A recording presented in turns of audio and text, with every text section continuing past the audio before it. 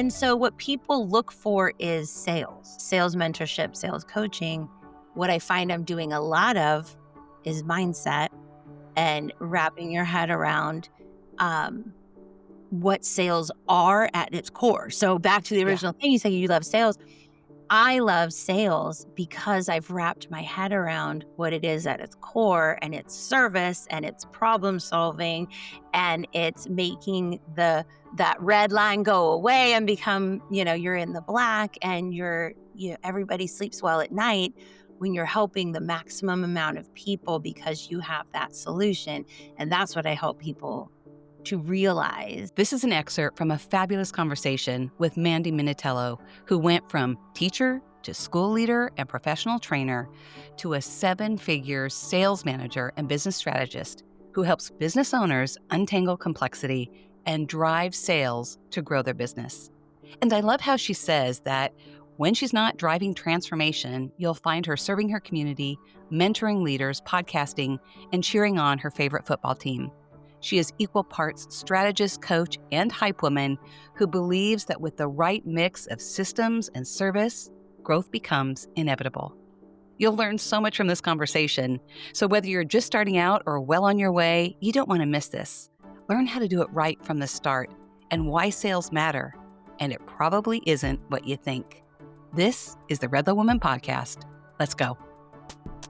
Hello, beautiful Redlow women. How are you today? It's Terri here, your coach and biggest cheerleader. I'm here to put a little bit of inspiration in your day. Welcome to the Redlow Woman Podcast, where we empower midlife women to reclaim their confidence, rise higher, and step boldly into their next chapter. And we do it together.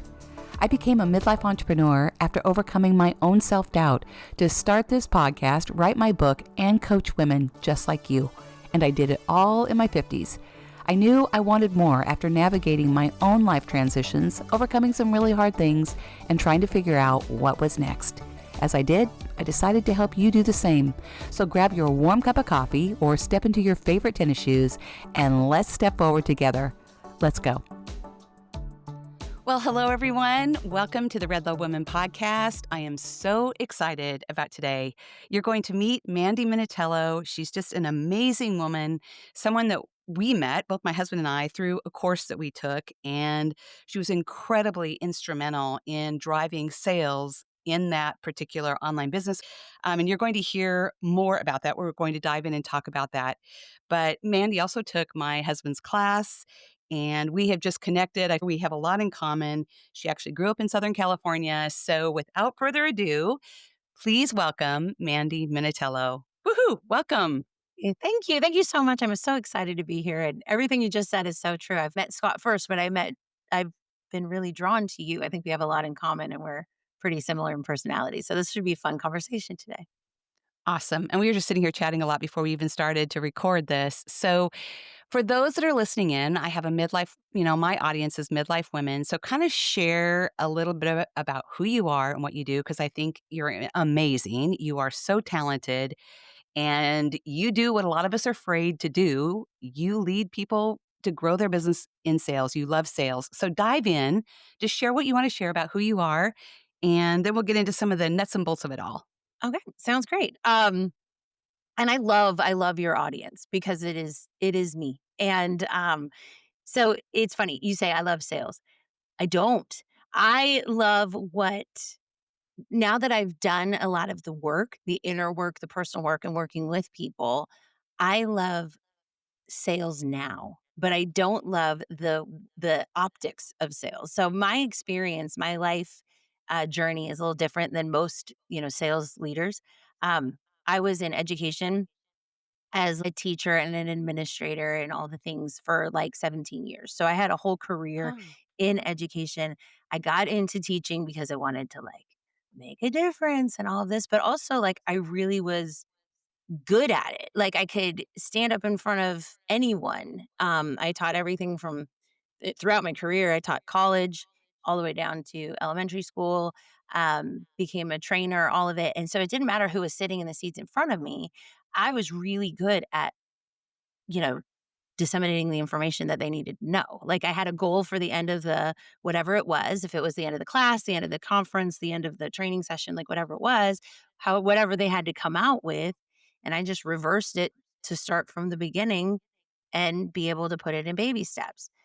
Well, education, the whole education world changed. I don't even have to tell anybody that. I mean, I got out Yeah. pre-COVID, so I can't even imagine if I was still there then, but, like, it was not the same, and Yeah. I was not allowed to have creative license anymore. It was just it was different. I chased up administratively thinking if I was in charge of this, I could make a difference and realized I couldn't, and so I left. I left education and found myself in the business sector and Mm. realized, like, I am in a completely different world being private, business, but I was a business strategist and it Mm. was felt exactly the same. You're still Oh, reverse wow. engineering, right? Like somebody has a revenue goal, a profit goal, they need to sell a certain number of units, like a whatever thing. You reverse engineer it to what do I have to do today? What do I have to do in this hour to get to that goal, wherever it is? And I was like, teachers do this all the time. Like, Oh, this is wow. what I was doing for 17 years. Now I'm getting paid more for it, have an audience that's more hungry for it, and like, wow, and I realized I was really good at it, and so Mm. I started working with smaller businesses, people, trying to get their first 6 figures and helping to build the business, all the things, sales, marketing, packaging, positioning, pricing, like all of the things, and I was really good at that. There's a Yeah. lot of people who do that, and then I realized that, people don't know how to get past 7 figures. Like, you Mm. can hustle and grind and duct tape and all the things and get yourself to 7 figures, and a lot of people find themselves like, they've made $1,000,000 but they don't have any extra profit to show for it. This is where your husband gets it comes in handy as Yeah. well. But, like, Right. they're in the red with $1,000,000, coming into their business and no idea where it's leaking out to because they're just, like, chasing something, and so this is where I then started being sought after as a strategist who can help get from that point to the next point as well with that experience. And so, what people look for is sales mentorship, sales coaching. What I find I'm doing a lot of is mindset and wrapping your head around um, what sales are at its core. So, back to the Yeah. original thing, you say you love sales. I love sales because I've wrapped my head around what it is at its core, and it's service, and it's problem solving, and it's making that red line go away and become, you're in the black and everybody sleeps well at night when you're helping the maximum amount of people because you have that solution. And that's what I help people to realize. And it all goes back to the person who wanted to get into education because want to make a difference, want to be creative, and liked to, help people to achieve a goal. And I still do the same thing. And of course, now we add in data and metrics and KPIs and all of that, like layers of things. But at the core, it's the same thing. Yeah. It's providing a service for people. It's so fascinating. I guess I forgot probably that you were originally a teacher. I've heard you say that, but I don't know. It just kinda slipped my mind. And it's amazing. I find that teachers that kinda do these online businesses end up doing really, really well just because your structure, your organization, having to manage so many different things at once. Um, and interesting, like, Scott's a data guy. I'm not. I hate the data part. I'm the creator and thinker and so have you learned to embrace the data aspect of it all? Did that come naturally too just because of your training as a teacher as well? Because I mean, that all matters, right, as we're all trying to grow our businesses. Yeah, no, honestly, have I embraced it? 1,000,000%. But Okay. did it come naturally? Not necessarily. I mean, now it does because it gets it because I get it. But the thing is, like, when it comes to sales, we call them KPIs, the Right. metrics that we measure, the data points that you're looking for, right? Like, that is the part that terrifies people usually. Right. Whether you are a salesperson, you're like, "Oh," and, your manager is asking you for numbers or something like that. But when you really look at it, it's safety. It's that comfort Mm, because when you've again, I go back to reverse engineering. In teaching and education, we called it backwards mapping, whatever it is, right? You have yeah. your end goal and you reverse engineer what you need to do back to the beginning. If I have properly laid out the data, the KPI measurements that I'm looking for, there's safety in that. Because if I am a salesperson and I know that I am responsible for a portfolio of, let's say $100,000 this month. Right. I sit down at my computer and I've got, maybe a cold call list or whatever it is, however people get started when they don't have KPIs. And it's like, what am I gonna do? There's a whole lot of stress in just phone numbers and a goal that's really far off, Yeah. and there's a whole lot of anxiety, there's a loss of sleep. The CEO is clearly, down your throat because they don't know what you're doing, especially in a remote world. I work 99% of the with my clients are remote. And so you have to think of it from the CEO founder perspective of like, they don't know what you're doing. You could be sitting on, your boat in the Riviera. They don't have any idea what you're doing Yeah. if you don't have measurement. But if you've properly reverse engineered it and you've got now today, here's what I'm going to do today. I'm going to make this many calls. I'm going to return this many things. I'm going to make this many presentations. I'm going to set up this many, whatever it is that you've got Yeah. measured out because it's individual for each business. Now I am a list girl. To-do lists Mm. are my dream. I Yeah. love it. So I've got my to-do list for the day. Check, check, check, check, check. I did it. I can rest Mm. assured that I'm gonna make that goal because I did what was today. It wasn't like I've gotta do as much as possible to get to that goal so that I can, hopefully on a wing and a prayer get there. Like, I did what I need to do today. I fulfilled my metrics for today, and tomorrow there will be fresh ones. And there's safety in that. There's comfort in Mm. that. There's At the end of the day, you and I are both parents. At the end of Right. the day, tonight my son has a football game and I'll be there. Yeah. With metrics, I check the boxes of all of my daily metrics. I'm good to go. I did all the things.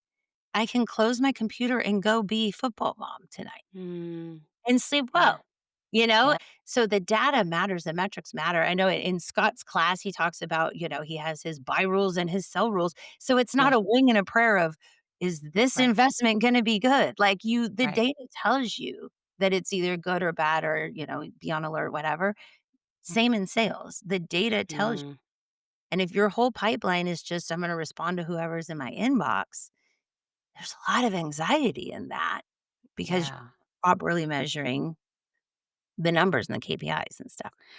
That's so powerful, Mandy. I think I just heard, oh gosh, Stephen Bartlett, the Diary of a CEO. He had Daniel Priestley and Cody Sanchez on there, and they were all talking about businesses and business growth. And I think one of the things that we're talking about, I can't remember who it was, but talking about so many CEOs don't even know their KPIs. They don't even know their data measurements, and Most it's most that I work with, it's and I work with primarily people who, like I said, 7 figures and above. Some yeah, I've worked with a couple of corporations that are like literally sitting at 20, $50 million yeah. and they don't have KPIs. And Isn't it's it like, are fascinating? you kidding? So the brand new person who's listening to this, podcast, Yeah, who's like, I really would just like to make $10,000 this month or, yeah, whatever this year.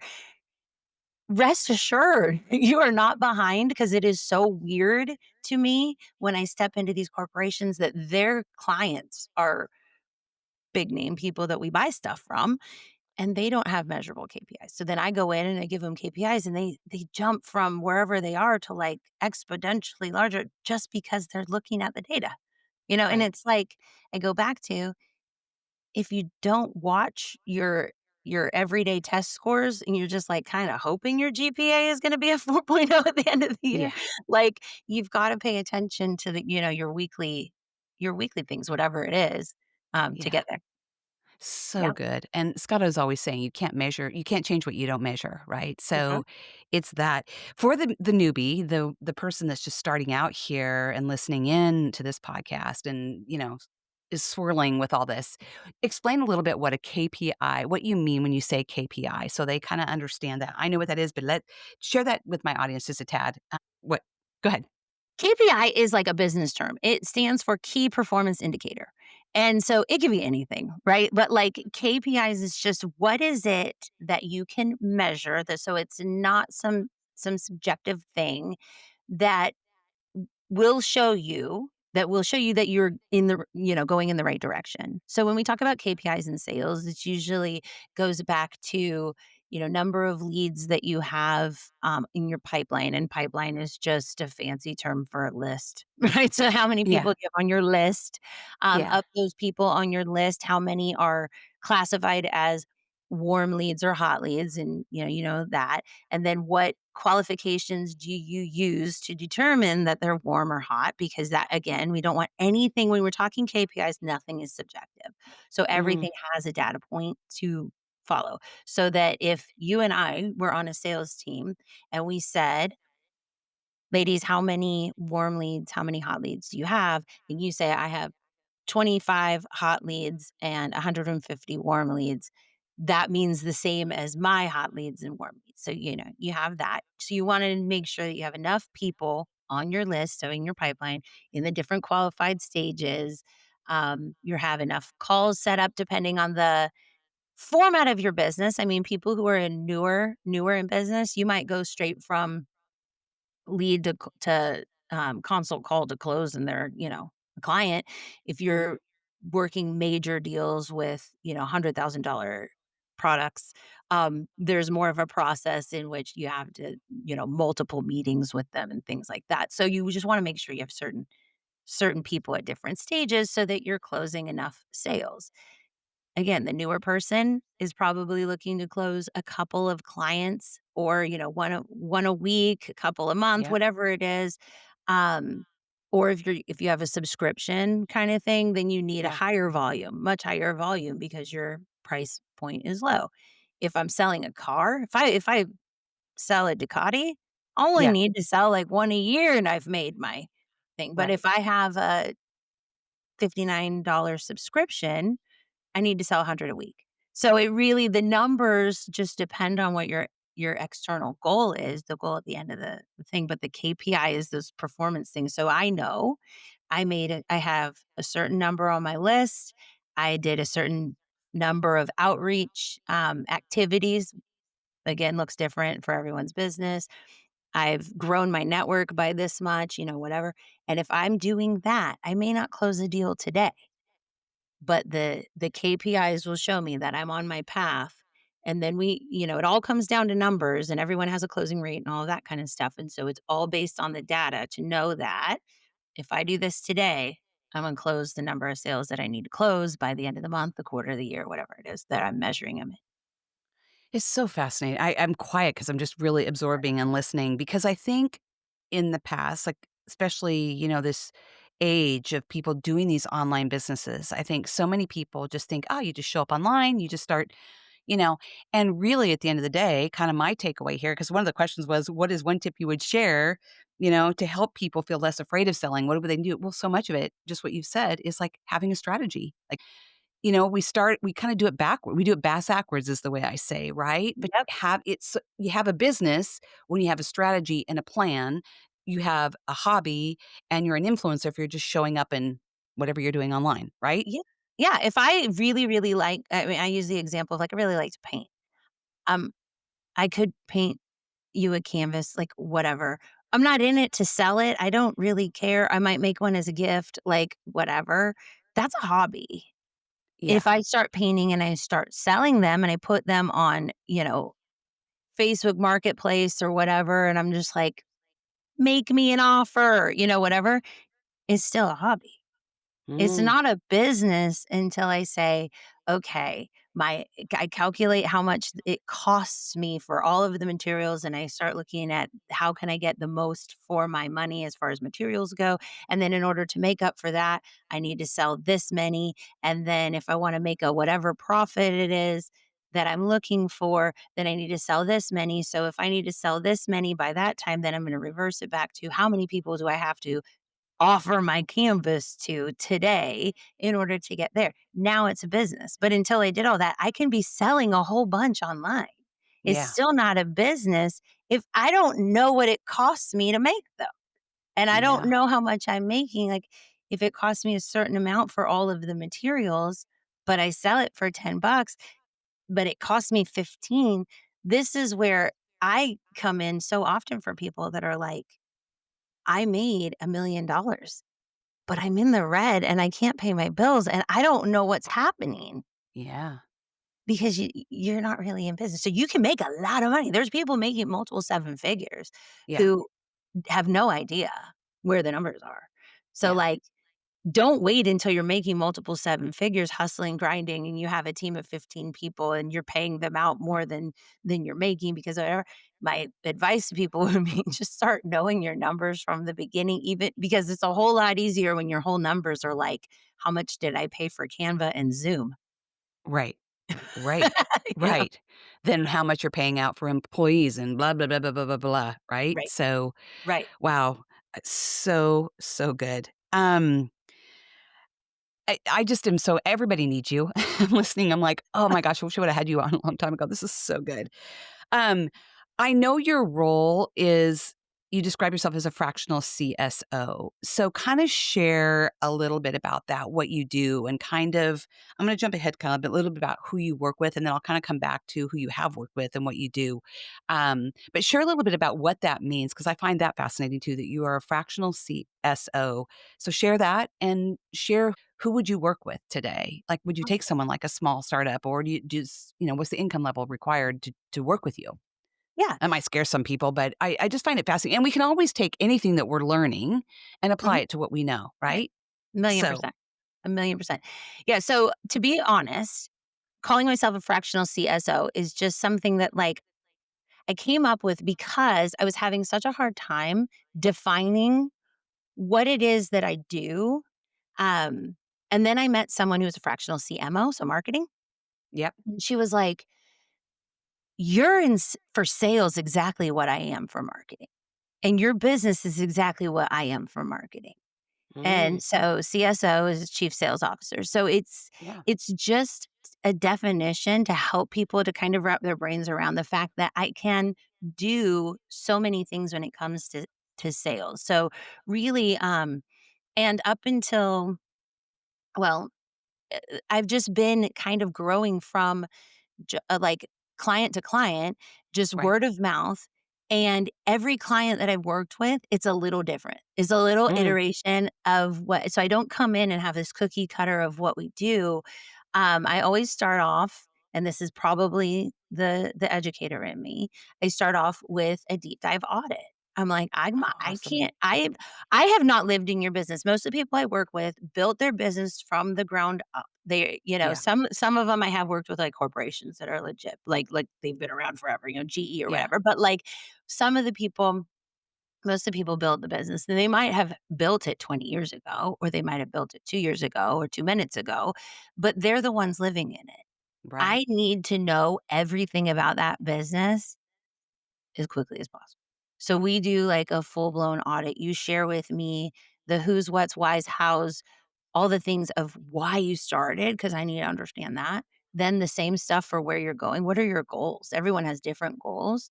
And then we look at where are you? Like that's where the data comes in, and usually that's where people go, They have the Yeah, whys and they have the whats they wanna do, but, like, it comes down to, like, how are you measuring this? What are you using to, market? And I don't care if you use a Google Sheet for free, but you gotta have something where you got everything in place, so we start with that, and then from there, it's like the cream rising to the top, like, their needs come to the top. They came to me because they're like, "I need to make sales." But then in the deep dive, we might find something totally else. We find a CEO founder who can't let go and let their sales team do what they're gonna do. We find they don't have any metrics in place, so you've got a bunch of employees that don't know what they're doing.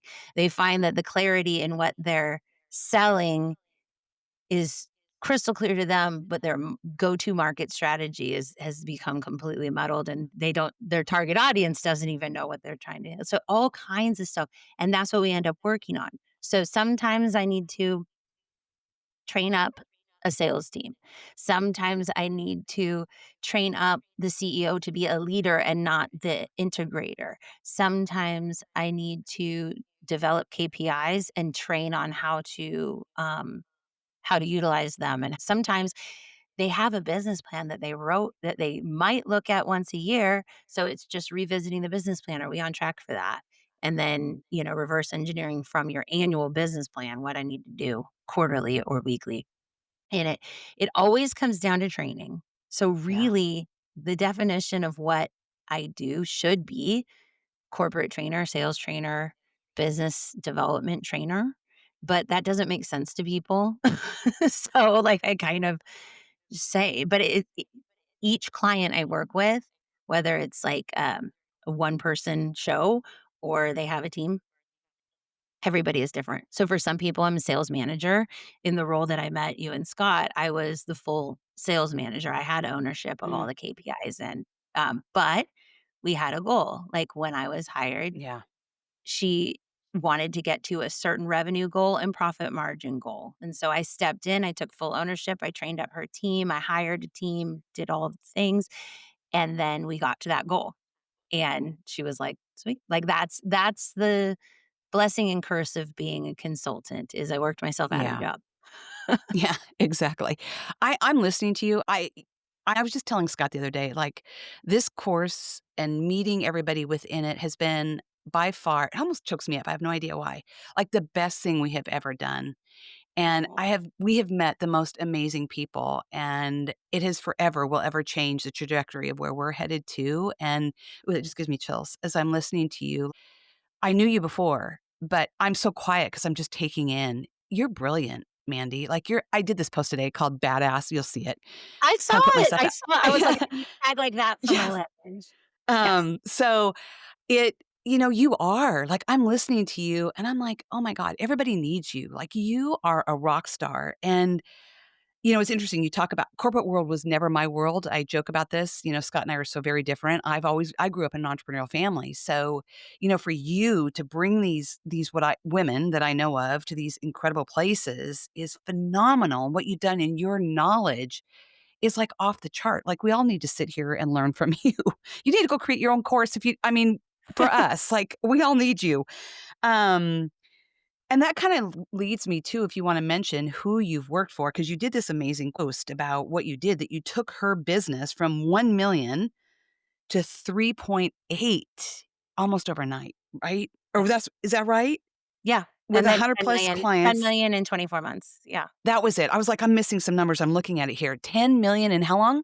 24 months? In less than 24 months, she was at 10,000,000. When I met her, she was at 1,000,000, and then within 6 months, we went from 1,000,000 to 3.8, and then over the next 18, we went up to 10. I hope you see your value. Like, I'm like, my mouth is like, it's incredible. And just to hear you talk about these KPIs and to have the data and to know about it, like everybody listening in, we need to pay attention to this. It's not just showing up on social media. You've got to have a Mm. strategy. And we need to hire people to help us to get there. We can't do it on our own. And I think Right. that's the other mistake that we all try to duct tape, like you said, and do it ourselves. It doesn't work. You got to go to the people that are further ahead of you, that have the experience, that can pull you forward, right?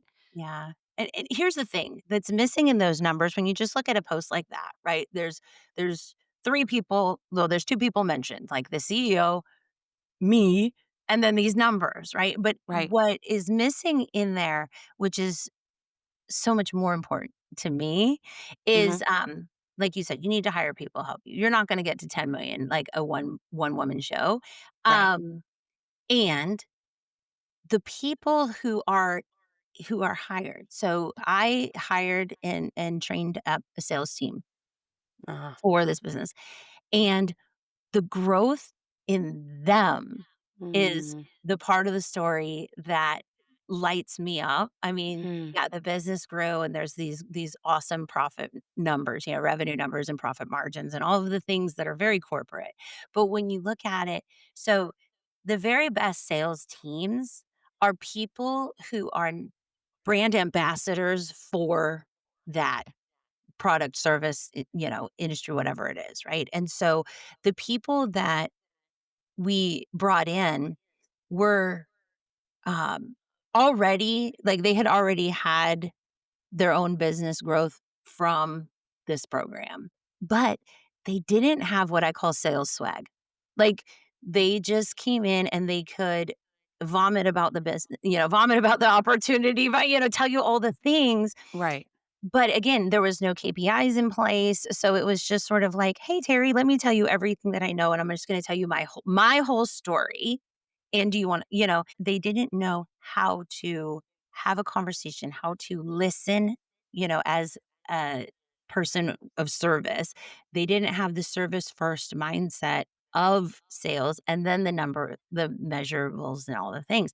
And so to come in and train these people who had a heart for the product, Mm, how to get that across, how to be a human being, mm, and not just a salesman, and mhm, then to be able to carry that through, that's the to me, that's the real story, and mm, then they're able to turn around for their own businesses because of the way that this structure for this particular one was set up, and do the same thing for their own businesses, and their own mhm. businesses have grown tremendously because of what they learned about just how to put it into practice, and, that's the problem, is the CEO, the founder can do that naturally. It's their thing. When they're ready to expand, they have to take all of that they have and give it to somebody else, and they don't always know how to do that or want to Yeah. or feel like they can. I It's so interesting because I have been a part of so many programs, and this one, Mhm. is one of the first I've seen where, and I'll just credit that a lot to you from what you've said, where it's trickled down to all the people that we come into contact on a daily basis, whether it's sending an email or showing up for the different classes that are offered each week, and just the warmth and connection and care and compassion and authenticity and transparency. It is bar none different than anything I've ever seen. Like, so I credit you to that too, just hearing this conversation, that what a gift, because it is for sure so different than anything I've experienced, and I'm grateful for that. So thank you. I tell people all the time, it's the first program I've ever taken where there's an openness. I see her bringing people in to share their story, to speak about what they do. There's no like, oh, you can't do that. I took a course one time where people were networking within the course. The participants themselves were kind of all networking together and trying things, and the leader wanted 10% of whatever they sold to each other, which was bizarre. I'm like, "What the hell is wrong with you?" Like this, and I got out. I'm like, "This is insane." Like, "No, thank you." So all that to say, I know I went off on a tangent, but I grew up in entrepreneurial business where it's all about relationships. It Right. all starts with that, you know? At the end of the day, we're all human beings. We all wanna feel cared and appreciated and seen and heard and all those things, and if it's just like bro business where it's just all numbers and all sales and hard sales, you know? So, anyway, I went off on a tangent, but I think it's such an important point, Mandy, and I give you so much credit for that because that's felt in the group. So, Thank you. thank you. There's a whole lot of it that I can't take credit for sure. That's just the culture of that company, but one thing that I can take credit for that I do think is so important, and it's important for your audience to know, is that so often when you get to the point in your business where you're like, "Oh, I'm gonna hire a salesperson," or a sales team, you keep the silos of like, here's the sales side, and then here's the client services side, or the customer service, or the coaching, whatever it is, and you keep them separate. So my job as a salesperson ends when your credit card is swiped and you are handed over. What I Uh, can take credit for is that is not how I view sales. Sales mm, is as a salesperson, I am probably the first person you come into contact with. I'm the yep, first touch point, right? And we all hear you need, I don't know how many it is by now, 29 touch points or something for someone to build that know, like, and trust factor enough to make a purchase. So I, as a salesperson, am all of those touch points. How weird would it be if then I was like, "Thanks for the credit card, Terry," and I move on to the next person? There has to be the blend and that handoff of sales to customer service, and then the continual check-in every yeah, once in a while so that, that connection doesn't feel like it was just a transaction. And mm, when that is the case, when you build that relationship and that, "No, I'm not gonna talk to you as often once you're in the program as I was when I'm, your main point of contact." But right, every once in a while, it's, "Hey, how's it going? Is there anything I can help you with?" Now I've opened the door for, from the sales perspective, you to refer your friends to me because I'm still in contact with you. You can still email me, text me, whatever. Also, if there's an opportunity for you to continue into a different program, upsell into something else, renew your program when you're done with it, you have that contact person that has never lost. And so, like, from the sales perspective, my commission numbers and all of that is going to stay intact. And all I had to do was continually, just every once in a while, touch back. And Yeah. so, in that program, you know, I said, sales and client services cannot be separate. So the Yeah. sales team started being part of monthly check ins. Those monthly check ins for the client is what you're talking about, making you Mm, feel like you were, always held.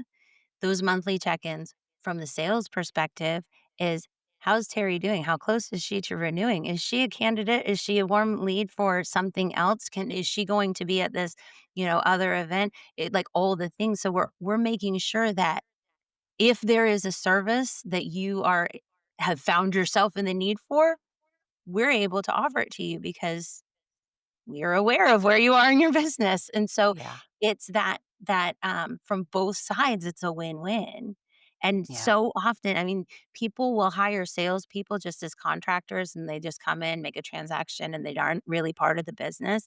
And I tell them, you're cutting your what do they say? Cutting your nose off in spite of your face or whatever. Yeah. If Yep. you do That's it. that, if you don't integrate your salespeople into the service aspect of your, business as well. And they could still be contractors. I mean, I was Yeah. always a contractor, but That's just so it's just exciting and wonderful, and that's probably why this program feels so good to me because this is how I was raised, like, it doesn't stop, it's all customer service, and it's really connecting. I think I did a post about that the other day too, just it's connecting with people, it's making them feel important and seen and valued, and I was thinking, like, whoever led mine, I don't know what contact I had, but Scott was kind of all in, so I kinda went mhm, in behind him on that, but you all did an amazing job, and I think one of the comments is that, you're here for life to stay on board just to and for us, it felt that way, it's like yeah, this community, it's like, I don't wanna leave. I wanna stay there and continue to nurture these relationships that we've found ourselves in and just to be in proximity and to learn and grow and bring everybody along with me and us, and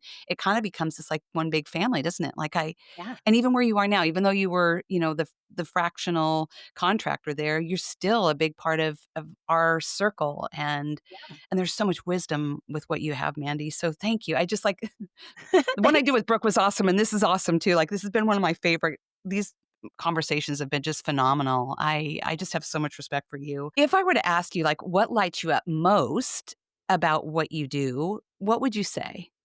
Maybe you already did say it. No, I actually did a podcast on my, podcast about this. Wait, I'm gonna pause you. Do your plug for your podcast. Tell everybody what it is first, and then you can say what you did. Because Absolutely. it's So my an podcast is called Chasing Impact, Not Sales. And that's exactly what it is. I give sales mentorship and insights. Um, I have on guests that share about their, sales struggles and insights, and some people that are just killing it to give some support. And it's just kind of free coaching. So come on in yeah. and check it out. But It's awesome. I just wanted her to do a plug because it's really great, and I, I I love the mean, name. the title says it all. I mean, I went through a Yeah, couple different ideas of titles, but it's, if you're chasing impact, the sales come. You don't have to yeah. worry about the sales. That's true. I love Um, that. All right, so now on to the question. I just wanted you so to do a plug yeah, because you so mentioned I it. shared a story, and it actually wasn't really about sales, but about what lights me up. Is I was at a business conference last year, and it had a spiritual undertone. And so they were talking about beyond your business, whatever your business is, Mhm. what is your kingdom impact? Like, what's going to outlast you? And I was feeling really good about my answer at first because I was like, oh, family legacy and security and whatever. And then people were like sharing and they were like, oh, we're building schools. I want to build a school in Uganda, and I want to dig wells in Haiti, and like I want to like start a nonprofit, for this, or cancer survivor that, and like all. And I was like I felt like really selfish or something, and it bummed me out because I am such a woman of integrity. I was like, I need more. Like, I can't be in business if my whole purpose is just, like, selfish legacy, or whatever. And my husband was there with me, and he's like, "What's wrong with you?" Because I was just, like, bummed. And I told him, I'm like, "I don't have any wells in Haiti." He's like, "You're ridiculous." So then the next day, we get there early, like, we got there 20 minutes beforehand, and everyone's just sort of, talking and stuff, and there's these 2 women at the table, and, both of them were brand new, wanting to start business. One was, like, wanting to, do cosmetics, something, develop her own, and the other one was in real estate. And they didn't know where to begin, and they were like, "Maybe someday," and I was like, "No, okay, hold on." And I just started mapping it out for them. This is what these are the programs, the software that you need to get. You don't need to hire these things. Here's the free version of all of this. This is how you start, here's some contacts that you have. And in 15 minutes, then they were like, "Okay, find your seats, and get ready." And I sat down, and my husband leans over and he goes, "You just discovered your wells in Haiti." And I was like, "What?" And he's Oh, like, that gives me chills. "You lit up doing naturally what you do, what you needed someone to do for you Mm, when I was in education thinking there has to be something more. This doesn't feel like, the creative what it was, and I'm too talented for this, to stop here," is yeah. what these people were. And so he's like, and so what lights me up, back to your question, is when people see the possibility Mm, and put it in, like, for me to put it into tangible steps and action steps yeah. of, what they need to do. Here's your first steps, next steps, and then come talk to me again in 2 weeks. Come talk to me again at the end of the quarter, and we'll do the next ones. Don't worry about making $10 million by Friday. Let's worry about, getting this set up for you, and you'll get to Wow. 10 million. Ah, I mean, that almost shook me up with what he said because it's so oh, he's awesome. So that kinda leads me to the next question that I wanted to ask because I keep thinking, I mean, I know you work with really high level people. You've worked with Kelly Roach, you've worked with Melissa Hinault, you've worked with these wonderful people that are doing big, big numbers. Yeah. So for some would you ever consider doing a course or who do you work with? Is that kinda your target person that you work with? Or would you work with someone like me or someone that's much smaller just kinda starting out? And because I think it's important for all of us, I hope so many people listen to this because it's the rooms we step into when someone's so much further ahead of us, it calls us forward. How do we level up and get there too? So kinda share a little bit about your criteria. Who do you work with? And all of what I just said. Yeah. So we're friends, and I'm gonna pretend that we're just in this closed room and it's just us. And I'll just tell you, like, the real, right? Okay. I work with the people at that level because they pay the bills. Oh, Like, let's be yeah. honest, Okay. right? Yeah.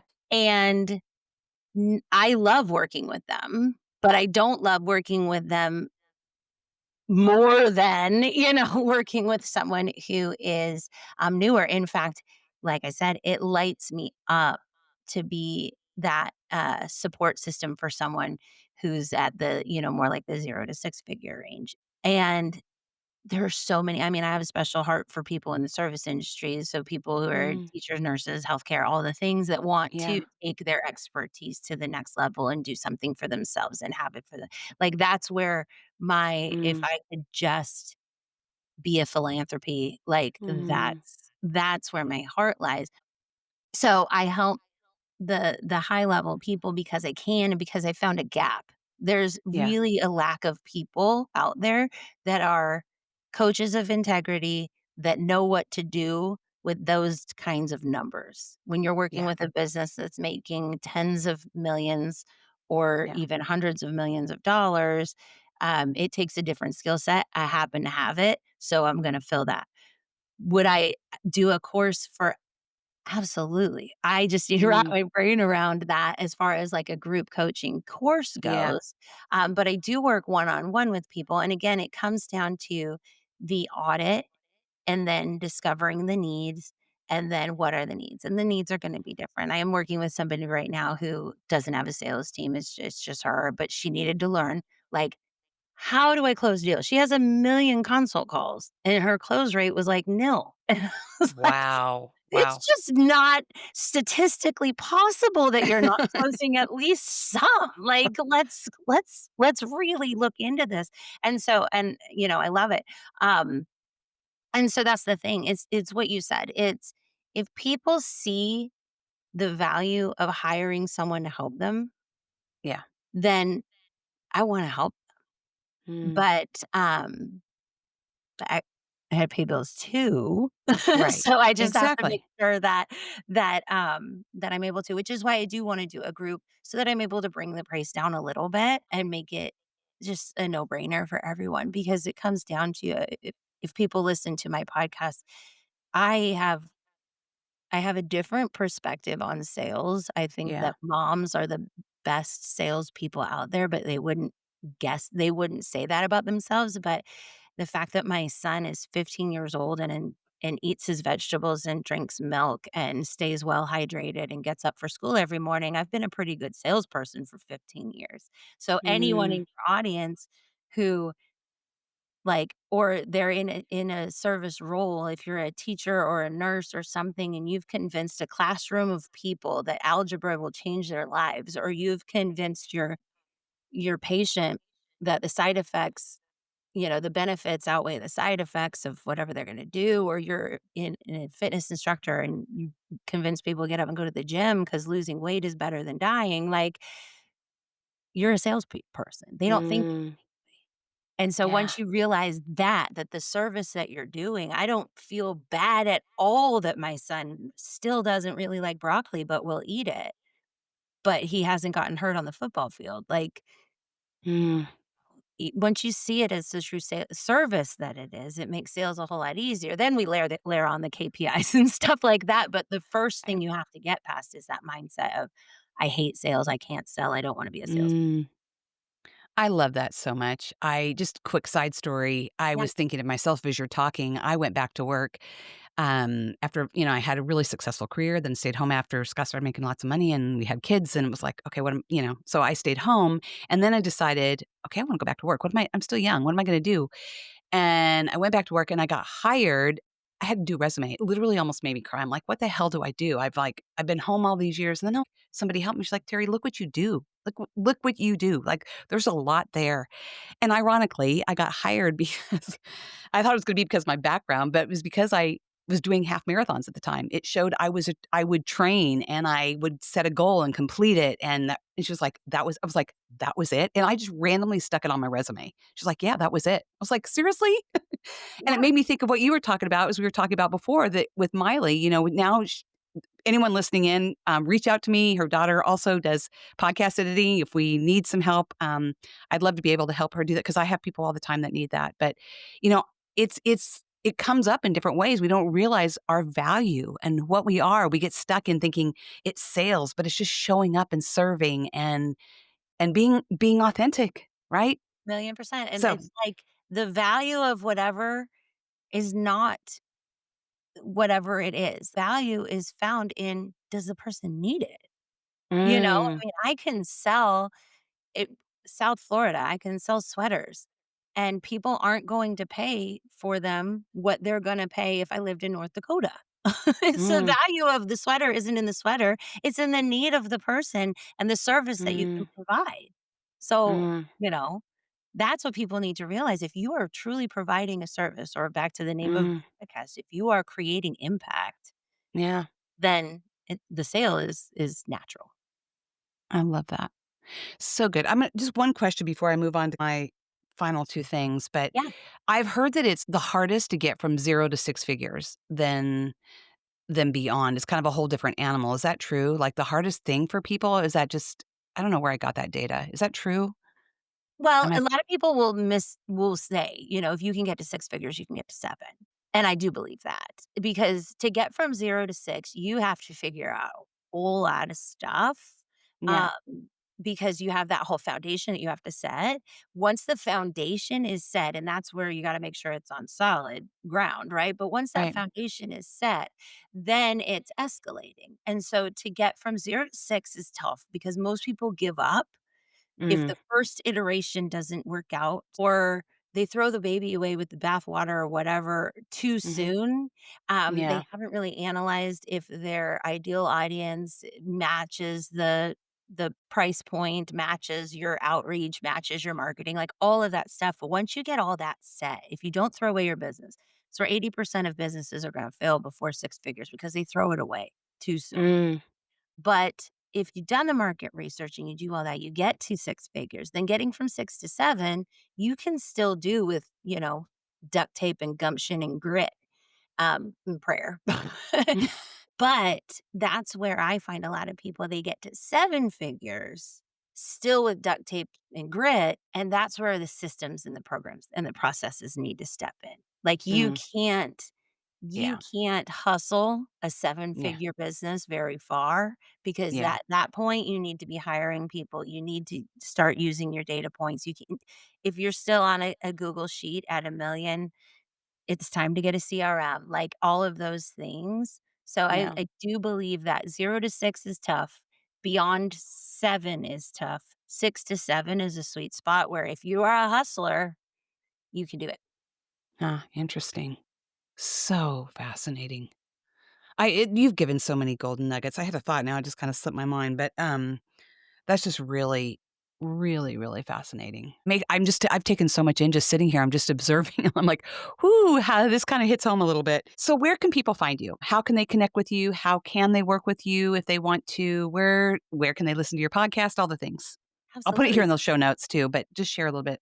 Yeah, my podcast is in, I say all the places, Apple, Spotify, all the things, and it's called Chasing Impact, Not Sales, and you'll see me, on there, and most of them, it's a baby podcast. I just recorded episode 11, so it's Woohoo! Lucky number but, 11. I put it out there. It's unscripted. You're just gonna get me, and, that's the way I like it to be. I teach my clients that you should never have a sales script, and I don't have a script for Mm, my podcast either. So there's that. I'm also on LinkedIn, Mandy Minitello at LinkedIn. My website is mandyminitello.com, and all the places you can contact me. And I like I said, no 2 clients are the same for me. So yeah. if you're brand new starting, but you see the value, or you're, 2,000,000 in and you're not seeing the profit, or you're, 20,000,000 in and you don't see an end in sight of where you'd like an off ramp or a retirement plan or something. Like, I'm happy to come in again, do a deep dive audit, talk about where you're at and what I see you need. And if you see that you have the same needs and you see the value in it, let's go. You know, I love it. happy. And I just thought about what I was gonna say is that I love it that you do an audit. I mean, I think that's super cool, but when you're stepping in, you're really building trust with this because 'cause they're handing everything over to you, right? And I think so often, as we've heard with so many CEOs and people that grow their business, there's a whole mindset shift that has to happen. They've gotta be willing to let go and be open to what's working and what's not. I mean, I imagine, like we started out in this conversation at the very beginning of the podcast, is that you do a lot of work in that space too. It's not just the numbers, right? It's there's a lot of mindset hoops I'm sure that you're trying to navigate as well, Oh, and yeah.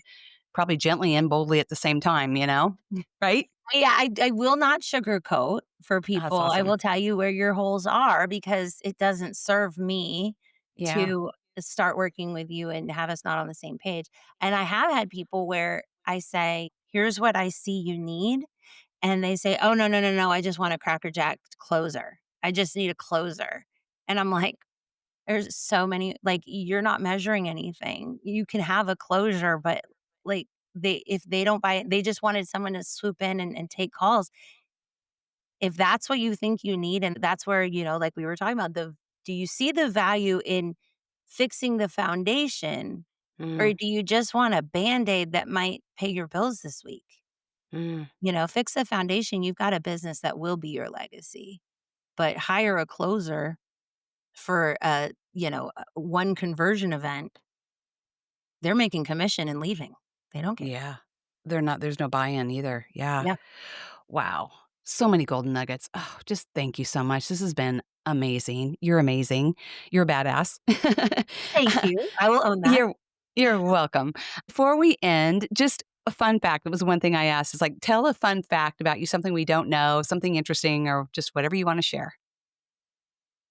Whew, well, you sort of brought it up. I was born and raised in Southern California, and now I live in South Florida. So people see those 2 lifestyles as somewhat similar, and yes, I ended up in South Florida because I wanted the beach lifestyle that became affordable in California. But the fun fact that people don't know is that I lived for 4 years in Hattiesburg, Mississippi in between. My son was born in Hattiesburg. He won't tell people that because he wants people to think he's born and bred Florida. That's But, hilarious. yeah, so and from that, I say this with all the love in my heart, being from Southern California, that I think everyone from a big place like LA, Yeah. New York, Chicago, because Brooke and I have talked about this too, need to spend some time in a place like Hattiesburg, Mississippi, and Mm, really gain some perspective, and it made me who I am, mm, to have that time there, and mm. a true perspective of Southernness. I Yeah. live latitude, longitude, much more south now, but it's Yeah. not the South in South Florida. This is Correct. not the South. Yeah. But, The South is all so as yeah. Florida's not considered I the South. recommend for everyone to spend some time in the South. Doesn't have to Mm, be Hattiesburg, but I highly recommend Hattiesburg, and, so that's a fun fact that people don't know because they see what I look like, and I look like I belong in and so Southern that California or South yeah. Florida, but, um, but I wouldn't trade my time that I had Mm. or the souvenir we got to take named Tyler Well, that's from awesome. I Hattiesburg. love that.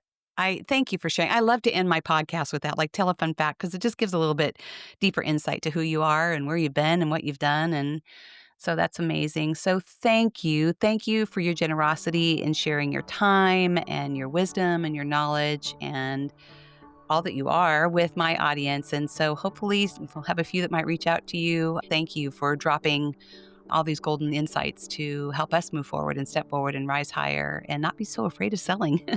So, Absolutely, my absolute pleasure, for sure. well, thank you. So, have a wonderful day. Thank you all for being here. Thank you for listening in. Thank you so much for being here today. I hope you have a few key takeaways that you can apply to your life. And if you don't mind, take a few moments and leave a review that lets other women know that we're here making a difference in your life and theirs as well. Until we meet again, God bless.